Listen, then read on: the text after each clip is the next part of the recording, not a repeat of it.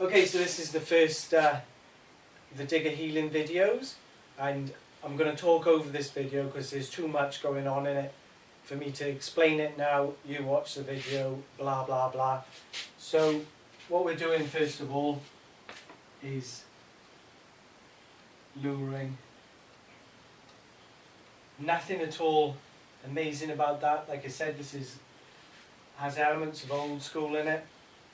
And what I'm doing is I'm luring to create a rear end awareness without a touchpad.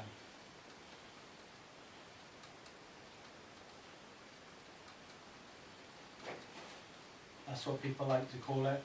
But what it really means is that the dog can turn its back end separately to its front, basically. So we're starting off with luring. Digga can already vaguely heel, as you saw in the intro video. And we'll have a look at this video now, and I'll talk over it, and I'll be back to you after the video.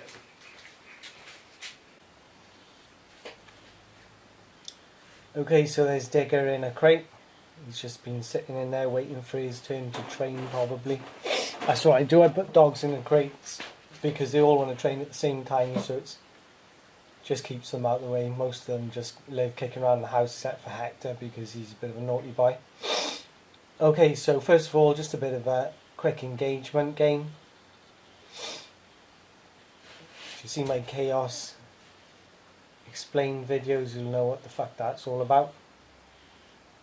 And I'm just keeping him interested in the fact that we're going to do something, although he looks pretty up for it. Right, okay, I start a lot of my sessions doing stuff which I know the dog's going to just succeed at, to create that sort of optimistic vibe in his head. And now I'm luring. Now, what I'm doing is I've got the treat, and I'm just putting it to the left side of his muzzle and tilting it outwards, which tilts his head. You can see I've got his head straight up there. That's not to create a false head up picture. That's because the more straight up the dog's head is, the finer adjustment you've got on the back end. And as you twist it and the head twists, their rear end goes to the direction that you're twisting in. A bit more engagement because it's like a new thing. Just want to keep him interested in it. Just a short little bit of luring went on then. He's engaged though. I didn't really need to do that. Okay, so we're back to luring. Now what I did was I lured him along and then put him in position. And now I'm just luring again, same shit as before. Digga's done this once before, I think, so you may not be able to expect that to happen straight away, but to be honest with you, he got it straight away. Bit of luring to the right there now. Okay, so essentially, if you want him to go left, you tilt your hand over to the left side of his muzzle. If you want him to go right, you tilt your hand to the right side of the muzzle. And then as you turn round, the dog's back end swings round, comes into position, give him a treat. It's simple as fuck. You don't have to worry about training the dog to put his feet on a touchpad or any of that shit. It kills two birds with one stone, essentially. There you are. Now what I've done there is I've stayed in the same position and lured him into heel. That's key to this whole thing, really. The initial luring was just to get him used to turning his back end. That's what I'm aiming for, is to get him to move, there we are again, into my position correctly. And sometimes I'll take a little step to help him along the way, because it doesn't matter to the fucking dog whether you get him into position or he's into position, to small degrees like that. All he's going to remember is he's going to take a picture of what you look like when he's in the correct position, and when his brain is like searching through pictures in his head, you know, I'm talking in a way that to easily understand a complex brain situation, yeah. When he sees the picture is correct, he knows he's going to get a treat, so he'll find a way back into that picture on his own, not like helping him too much. Okay?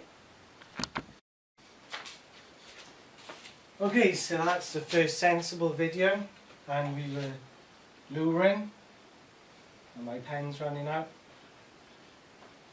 This is nothing fantastic, like I said, but essentially you're luring to get the dog to move its back end independently of its front.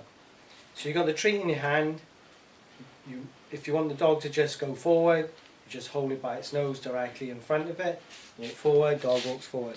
Now when you want to turn, you just move your hand down with the treat wedged by there to the side of the dog's muzzle, and you just twist it slightly like that, and the dog will go around. If you want to go the other way, go that side, twist it, and it will go around.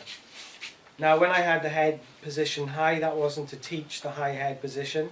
It's because when the dog's head is straight up, you've got a finer adjustment of its back end. Like if the dog's head is straight down and you just move it a little bit, the dog's back end will swing right out. If you've got the dog's head up and you turn it, it just sort of torques the dog a bit, and it just tweaks easier in a finer way. So what you'll find if you've got it too low is the dog will overcook it, end up right behind you or swinging out that way. You want to turn it finely until the dog stops in a straight line, obviously. Okay, so that's the luring part explained. That's basically the first part. You can actually start the whole process with that if you want to. I prefer to do the main walk-in bit, the straight lines, as I did in the Hector and Rosie videos, where I'm just leaving the dog fine position and just giving it treats when it's there. But when it comes to turns, luring is really the only way to do it.